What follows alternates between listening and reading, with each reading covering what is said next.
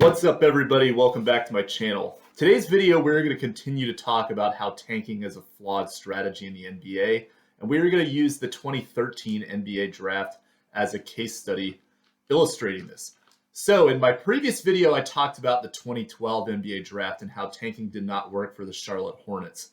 As I mentioned in that video, Charlotte finished that season 7-59. They lost 23 straight games to end the season, and they did not get Anthony Davis. They instead took Michael Kidd-Gilchrist and passed up on a lot of other great talents out there. In this draft, I want to talk about the Milwaukee Bucks and what they did for this season and how they ended up the best of all these teams in the 2013 NBA draft. You probably already know where I'm going with this. This was the year where they took Giannis Antetokounmpo with the 15th pick, but I want to talk about the strategy of how Milwaukee got there from the 2012-2013 NBA season and how it proves that they were able to be successful without tanking. So the 2012-2013 season for the Milwaukee Bucks, they were in a situation where they were in the 8th seed in the Eastern Conference, middle of the season. One of the weaker teams in the East, which was at this time a significantly weaker conference than the West. And a lot of people kind of knew that they were going to be bounced in the first round. So a lot of sports media people out there would say that it would be better for them to just lose games, get a lottery pick, and see if they can get a great draft pick. But Milwaukee decided to go for it and see if they can make a playoff run. So they traded for J.J. Reddick. If you remember, J.J. Reddick played for the Orlando Magic at this time. J.J. Reddick was a pretty good shooter, just starting to come into his own after a slow start to his career. But they picked up J.J. Reddick to pair with their current team to come off the bench and give them some scoring. This Milwaukee team at the time, if you remember, had Brandon Jennings, Monte Ellis, Ersan Ilyasova, guys like that. So they were a team that had some players that are talented, but the overall roster was not going to get them very far in the playoffs at all. So many people felt that by making this trade for J.J. Reddick, they're actually hurting themselves. And they arguably lost this trade as well in the long run because they gave away Tobias Harris, who could have been a great player for them to hold on to if they had not done that. But case in point, they went for it, made it to the playoffs, got the 8th seed despite a 38-44 record, and promptly were bounced by the Miami Heat back when they had the big three: LeBron James, Dwayne Wade, Chris Bosh, big three in 4 games. And none of them were particularly close, as you can see here. So Milwaukee, arguably, as I already mentioned, a lot of people felt that this is one of the worst places that you can be in the NBA. You have a team that's middling, not really going to compete for championships, but you're good enough that you're going to make the playoffs, only to get bounced in 4 games by the best team in the league in the first round. But Milwaukee turned out to be the biggest benefactor in this draft, as we all know, with Giannis. Now let's take a look at the 2013 NBA draft. So this was a draft where there was a lot of questions of who was going to go number 1 overall. The biggest high school prospect coming into this draft that everybody was really excited about before they started the college basketball season was Ben Mclemore. There were a lot of articles that came out at that time about how he could be the next big prospect to be the number 1 overall pick, and one of the next best one-and-done freshmen going to University of Kansas. The season did not work out for him like that. He played relatively poorly compared to his expectations. There were some other guys there as well who had a lot of potential as well. Nerlens Noel at Kentucky, filling the shoes of Anthony Davis. A lot of people felt that he could be the top pick in this draft, but he suffered an ACL tear that ended his season early. Also, a quick addition, Shahbaz Muhammad, who was originally the number 2 overall high school prospect and former McDonald's All-American MVP who went to UCLA, additionally struggled in college. He was suspended the first few games due to recruiting violations, and issues with his weight, defense, and questioned effort also decreased his stock in the NBA draft. So, ultimately what ended up happening is you had a draft where there were a lot of prospects that people liked, but nobody really had a true number 1 out there. The Cleveland Cavaliers finished with the number 1 overall draft pick that season in the lottery. The worst record was held by the Orlando Magic that season, as you can see here. But these were the teams that pretty much had bagged on their season and decided that they wanted to try to get a top draft pick. So Cleveland kind of fell for the hype of somebody named Anthony Bennett. As we all know, one of the biggest draft busts of all time. Anthony Bennett was a guy who had a lot of promise that he showed at UNLV in his freshman season and really kind of rose up the draft boards at the last minute. But a lot of people felt that this was a reach. I looked through a previous mock draft at this time, and they actually recommended the number 1 pick as Alex Len, which that would have been a bad draft pick as well. But Alex Len is at least still in the league and moderately productive as a guy off the bench. Anthony Bennett is not in the league. So Anthony Bennett, as you can see here, drafted number 1 by the Cleveland Cavaliers. And that turned out to be one of the worst picks for the franchise, especially considering what they could have had a few years later when LeBron James went back there to pair with Kyrie Irving, eventually Kevin Love, etc. So we take a look at the rest of the draft. Victor Oladipo at number 2 to Orlando. This was a decent pick for them.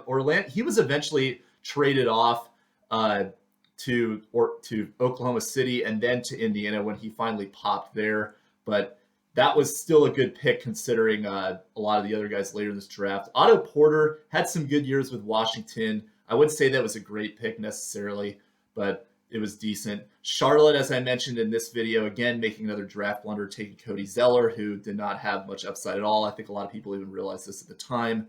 Alex Len went to Phoenix. He proved to be pretty much a bust for them, but overall it wasn't necessarily a terrible pick.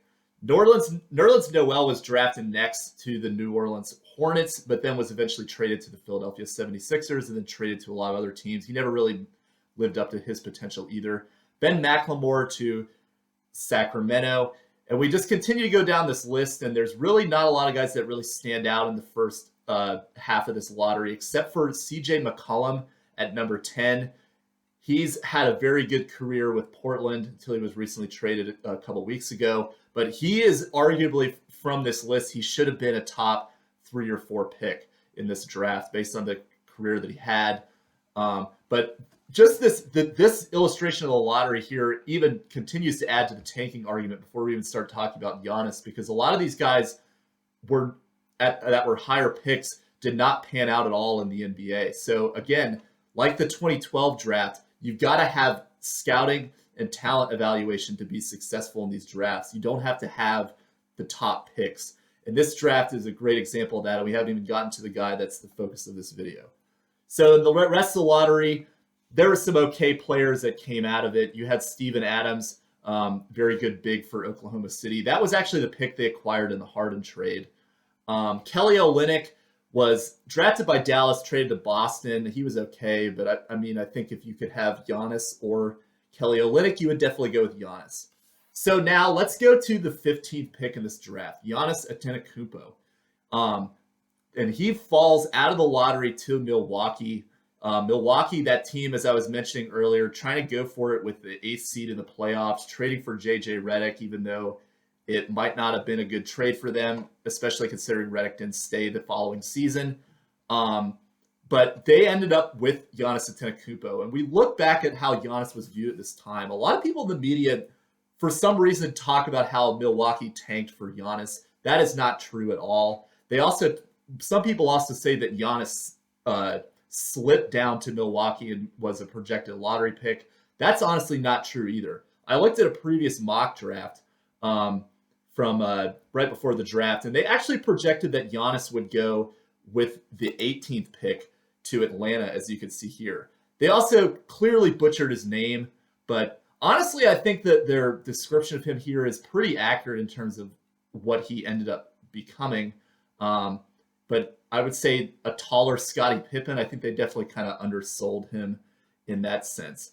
But Giannis was not a guy that slipped. This is actually arguably could have been a reach for where Giannis was projected to go at this time, because he was pretty much viewed as a player that had a ton of upside. But because of a lot of failed European prospects in the past, people were afraid to take somebody like that who really people did not know a lot about him. He had a very thin frame at the time. They were worried that he was going to be a failure in the NBA. So Milwaukee decided to go for it, though, and honestly, it was a good choice for them because they were a team that they were stuck in the middle. They needed to try to hit a home run, and we can all say that they did, winning a championship last year. So let's just take a look at this take real quick from Fran Fraschilla when he was drafted. Fran, what do we have here in Antetokounmpo? What we have, Reese, is the youngest player in the draft and the most mysterious. This young man did not leave the country of Greece until 3 weeks ago when he played in a tournament in Italy. And he was fortunate because at that tournament, all 30 NBA teams could see him and not worry about the YouTube videos. He's got a Kevin Durant body. He handles the ball like a point forward. He's got a great feel for the game, and he's a great kid with a high motor. But this is a pick that is certainly going to be a future pick. Think of this young man, Milwaukee Bucks fans, as a McDonald's All-American that needs a development program. We're looking down the road, but a great talent with a great feel for the game. Can you put him in an NBA game right now? You probably cannot. But in the long-term picture, this kid has as much upside as most anybody in this draft.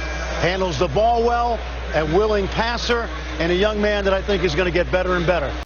And as we can see here, this experiment paid off for Milwaukee. And this draft in and of itself proves that you do not need to tank for the #1 overall pick. If you're a team that's the 8th seed, you're not going to get a high draft pick. You could still benefit by having great scouting, talent evaluation, and player development within your team's organization. And you can become a clear winner in the draft process over the teams that draft ahead of you. So that's all I got for this video. Thank you for watching. And once again, if you're interested in checking out my channel, you like this video, please consider liking, commenting, or subscribing. I make a lot of content. I make sports. I do song covers on guitar, music reactions, etc. So if you're interested in a wide variety of content, please consider subscribing. I'll see you guys next time. Bye.